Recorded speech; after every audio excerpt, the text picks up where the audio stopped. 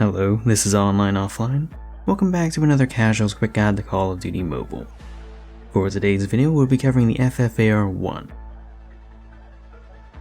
Introduced in Season 5 of 2023, the FFAR is a fast-firing bullpup assault rifle from Black Ops Cold War, and is Mobile's second FAMAS after 2019's FR556. Le fusil d'assaut de la manufacture d'armes de Saint-Étienne is a lever-delayed blowback design that has been in service for over 40 years, replacing the previous MAS 4956 battle rifle, MAT 49 SMG, and Benchwarmer SG540 assault rifle. The distinct carrying handle has earned it the nickname Le Clairon, or the Bugle. The F1 variant was adopted by the French army in the late 70s and first saw action in the Chadian-Libyan War. Using America's M16 as a reference, it's also chambered in an equivalent 55-grain cartridge. However, the Belgian 62-grain SS-109 was adopted by NATO instead under STANAG 4172, which required a faster rotation. The M16A2 made the transition, but the F1 didn't. It was already expensive, and they stuck to their steel casings over brass to avoid overpressuring. The French Navy, on the other hand, did want a STANAG rifle. The G1 prototype sought to improve upon the F1's ergonomics and economics. The G2 followed through and made it compatible for 62-grain bullets, with improved rifling and AR-style magazines. At the turn of the millennium, the FÉLIN system modernized standard infantry equipment and introduced modularity. However, Saint-Étienne, who has been making weapons since the Middle Ages, closed when it was absorbed into the state-backed GIAT, now Nexter. And in 2009, France rejoined NATO's unified command structure after previously leaving in the 60s due to disagreements on autonomy and nuclear weapons. No more new FAMAS rifles, and the old F1s can't use NATO brass. Thus a competition for a new surface rifle. The Italian ARX 160 by Beretta, the Belgian SCAR by FN Style, the Croatian VHS-2 by HS Product, the Swiss-German-American MCX by Sig Sauer. Among these COD fan favorites, the HK416 was declared the winner, and as of 2017, the FAMAS has been redesignated for reserves and will be gradually phased out by 2028. Moving on to Mobile's FFAR, base damage per shot is low, killing in 5 shots at first before dropping to 6 and 7 from far. Much like its real-life counterpart, the FFAR has the fastest fire rate of any automatic assault rifle at 909 rounds per minute. When adjusted for its solid bullet speed of 950 meters per second, its time to kill is average at close and long range, as is more suited for mid-range, and has a base effective range of 35 meters. The chest is 10% extra damage and isn't easily accessible unless from behind. Headshots are 50% extra, and just one is enough to reduce your number of shots to kill in its first and final range. Although the base bullet speed is solid for most multiplayer engagements, it still has a number of attachments that can alter it. Agency Suppressor offers less recoil and sound suppression, but slightly slows your bullet speed, which I don't find noticeable.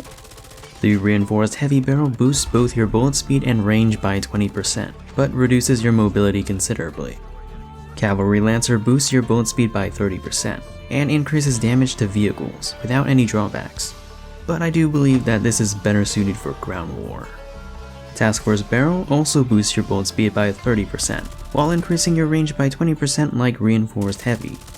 It also extends the 10% extra damage zone to include the biceps, which can make it more likely to reduce your number of shots to kill from the sides than just from behind. It does make your recoil more moderate. The Ranger Barrel boosts your bullet speed by a whopping 60% in exchange for a slight reduction in strafing speed. This much bullet speed is almost redundant for multiplayer and would be more useful in BR.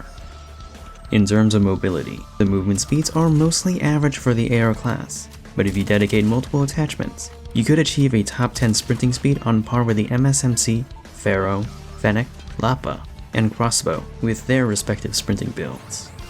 You could also achieve the fastest strafing speed in the AR class, which could match some SMGs. However, the sprint out time is rather slow for an AR and equal to most LMGs. The base mag size is rather small with 25 rounds, and can be extended to 38 and 44. But because of its fire rate, you'll be forced to reload often.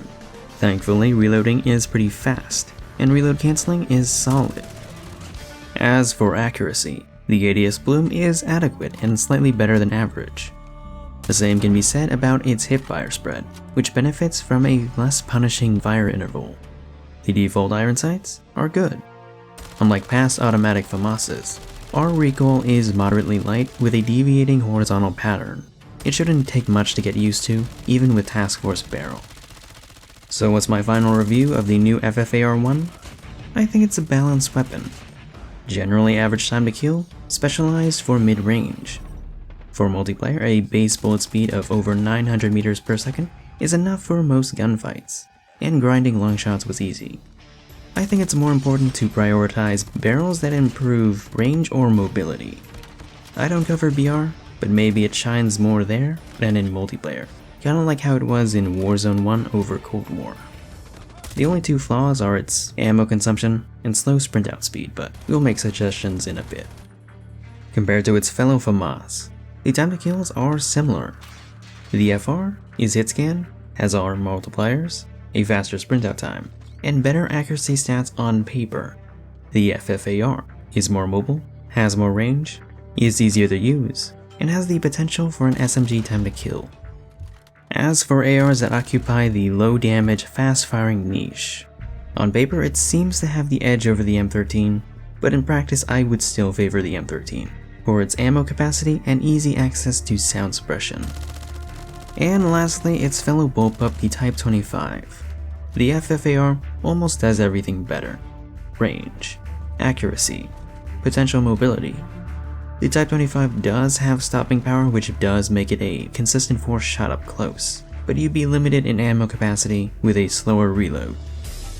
The FF doesn't need many changes, so let's keep it simple and not go overboard, like with past mythics. Because it doesn't kill fast, I don't see an issue with improving its sprint out time by a frame or two. The other issue is how quickly it burns through ammo, and I don't see a solution. Either you slow down a fire rate, which no one would want, or you give it a bigger magazine, which I don't see happening. The devs have been putting more care into their newer guns recently, and aside from Warzone or Zombies, the only FAMAS in COD to have an extended mag larger than 45 rounds was 2019's FR556, which ours didn't inherit. This is more about aesthetics, but I'd like to add the Black Ops 1 and Black Ops 3 models as blueprints for no other reason than nostalgia. But hey, that's just my opinion. This has been a Casual's quick guide. Feel free to suggest what weapons you want to see covered next. My name is On, and I'm off.